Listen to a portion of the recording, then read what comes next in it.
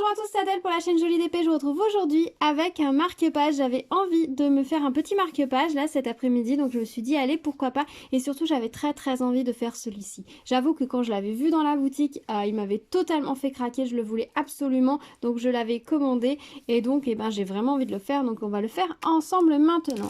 Alors le petit kit je l'avais reçu comme ceci. On a tout à l'intérieur. Je vous l'avais montré dans le unboxing.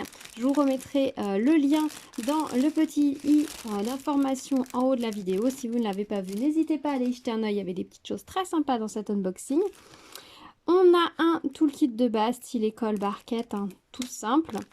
On a les diamants, le pompon, donc j'avais tout remis ensemble et voilà la bête. Voilà le magnifique marque-page. Donc il a un fond un peu couleur lit de vin qui ressort très bien à la caméra, qui est peut-être légèrement plus foncé en réalité, quoique non, je suis pas sûre. Et vraiment, je le trouve magnifique, hein. On est encore sur un oiseau, bien évidemment. Si vous suivez ma chaîne, vous avez dû vous rendre compte, j'aime beaucoup les oiseaux. Donc écoutez, hein, je me fais plaisir, tant qu'à faire, ils nous proposent de jolies choses avec des oiseaux, donc autant en profiter et se faire plaisir. Donc voilà, il est en simili-cuir, hein, comme les autres, d'une belle qualité, vous voyez. Au niveau de la colle, elle est posée un petit peu large, hein, vous voyez, là ça brille bien en tour des diamants. Donc elle est un peu posée un petit peu large, elle est bien épaisse, bien collante. Il faudra absolument sécuriser l'ouvrage après parce que sinon ça risque de coller. Là dans le corps de l'oiseau, en fait ils ont diamanté tout, enfin ils ont collé tout le corps de l'oiseau. Donc vous voyez là entre le 5 et le 3 par exemple, ici il y a de la colle au milieu. Donc il va falloir bien protéger. Ensuite, petite couche de vernis, ce sera parfait. Voilà pour le marque-page. On va regarder un petit peu plus ce qu'il y a dans le kit de diamants. Donc ils sont déjà en sachet zip, ça c'est tip top. De mémoire, je l'avais pris chez QLUO Store celui-là, mais je voudrais pas dire de bêtises. Je vous remettrai le lien dans la barre d'infos. On a le petit pompon comme ceci et les diamants comme cela. Voilà, donc ça va être très chouette. On a combien de couleurs? 1, 2, 3, 4, 5, 6, 7, 8 couleurs. Donc je pense que je vais les poser couleur par couleur sur l'ensemble, à moins que je fasse le haut, le pan et ensuite le bas. Je vais voir. Je vais voir comment je vais faire, mais en tout cas, j'ai hâte de commencer et surtout de voir le résultat final. Les couleurs sont magnifiques, je pense qu'il va vraiment être superbe. Donc écoutez, je le fais et puis on se retrouve juste après pour mon avis final. À tout de suite.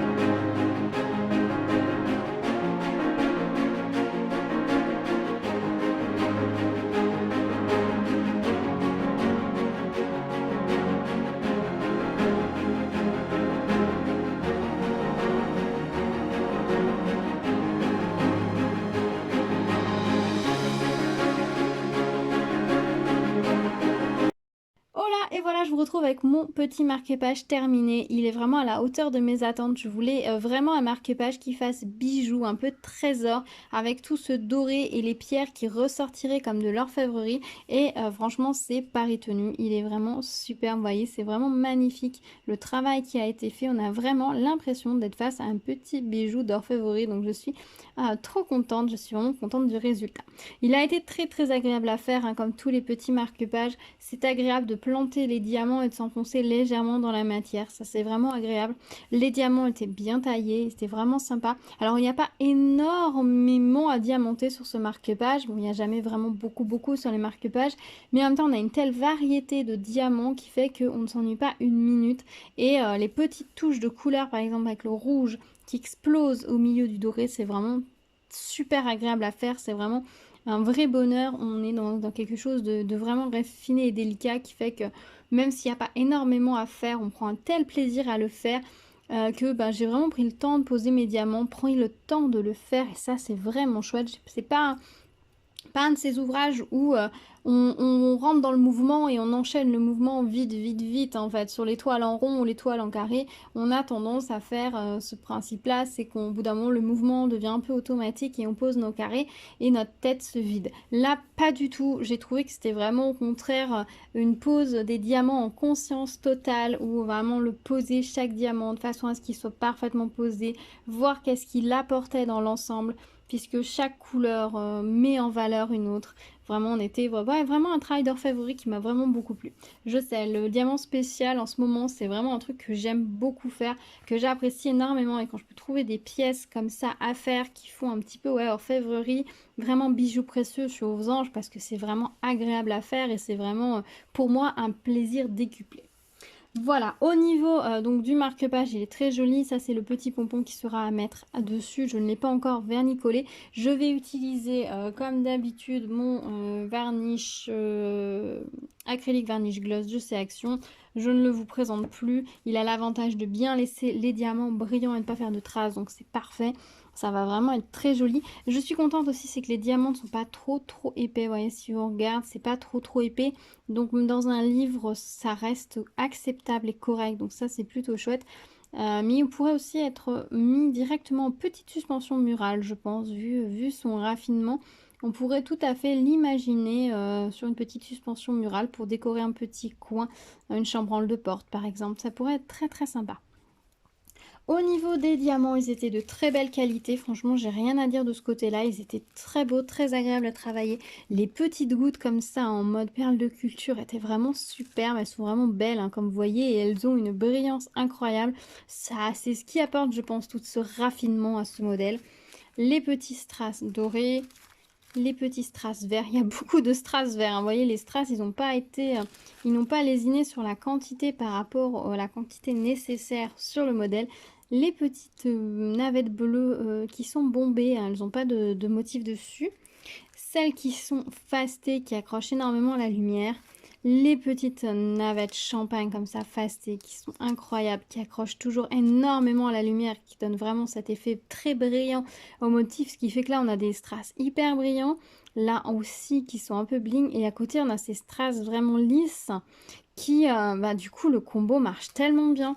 En bijouterie, c'est tellement le genre de choses qu'on ferait pour mettre en valeur, si tout brillait, ce serait trop, mais pour mettre en valeur la pureté d'une pierre, on la mettrait justement avec un dôme lisse pour vraiment montrer la pureté de la pierre et on taillerait avec des facettes d'autres pierres qui les mettraient en valeur, soulignées par les perles de culture. C'est vraiment un vrai travail d'orfèvrerie, je vous dis, c'est vraiment ce qui pourrait être fait en bijouterie. Les perles, donc les gouttes bleues lisses, hein, pareil qu'on a dans les pampilles, et ces petites micro-gouttes rouges qui sont absolument superbes pour le coup et qui mettent tellement la petite touche finale raffinée dans ce modèle, c'est vraiment superbe. Alors pour poser les petites gouttes, moi j'utilise ce crayon là qui m'a été envoyé par eBroderie et j'utilise cette petite pointe. En fait, ce stylet là, je l'utilise presque jamais. J'avoue que j'ai écrasé la pointe de ce côté direct, je sais pas ce que j'ai fait et je m'en suis jamais resservi. Mais alors par contre, cette petite partie là, je m'en sers uniquement pour les micro-gouttes. Je m'en sers pas pour le reste, j'avoue que j'ai le réflexe d'utiliser le stylet rose. Mais alors dès que j'ai les micro-gouttes, j'utilise cette pointe ultra fine et ça va vraiment tellement bien. C'est vraiment un plaisir. Je n'ai plus de problème de micro-gouttes depuis que j'ai ce stylet et que je m'en sers comme ça. Donc voilà, petit tips au passage, si vous voulez essayer, ça marche plutôt pas mal. Tout le reste a été posé au stylet rose classique, sans le moindre souci. J'ai utilisé la cire d'origine qui était fournie dans le kit. Donc vous voyez, je suis revenue un peu quand même pas mal pour la simple et bonne raison qu'on a quand même beaucoup de gros diamants. Les petites perles comme ça... n'ont pas de souci, on peut les prendre comme elles sont très bombées, même avec un stylet pas forcément très chargé, on n'a aucun problème pour les prendre, mais pour les grosses comme ça, on est régulièrement obligé de recharger son stylet, ce qui fait que du coup forcément on revient assez souvent à la cire, mais elle était de très bonne qualité, le toolkit était nickel. Voilà, bah écoutez, je suis très contente de mon petit marque-page, je le trouve vraiment magnifique. Je pense que c'est le plus beau pour le moment que j'ai vu. Donc à voir s'il nous en propose d'autres de ce style aussi. Peut-être je craque totalement pour un autre marque-page, un autre style. Vraiment là pour le moment, c'est mon marque-page chouchou.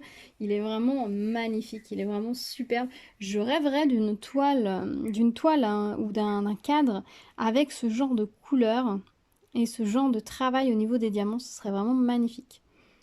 Ce serait vraiment super. Voilà, bah écoutez, dites-moi dans les commentaires ce que vous en pensez, si vous aussi vous l'avez fait, s'il vous tente, dites-moi tout. On se retrouve donc dans les commentaires pour en discuter. Dites-moi aussi si vous avez un marque-page préféré en diamond painting. Dites-moi s'il y en a un que vous avez fait, que vous aimez plus que tout. Et ben dites-moi le aussi, je serais curieuse de le savoir. Si vous arrivez sur ma chaîne, n'hésitez pas à vous abonner, à activer la petite cloche pour être au courant des prochaines vidéos. Il y a beaucoup de petites choses qui vont arriver comme toujours sur la chaîne, donc restez à l'écoute.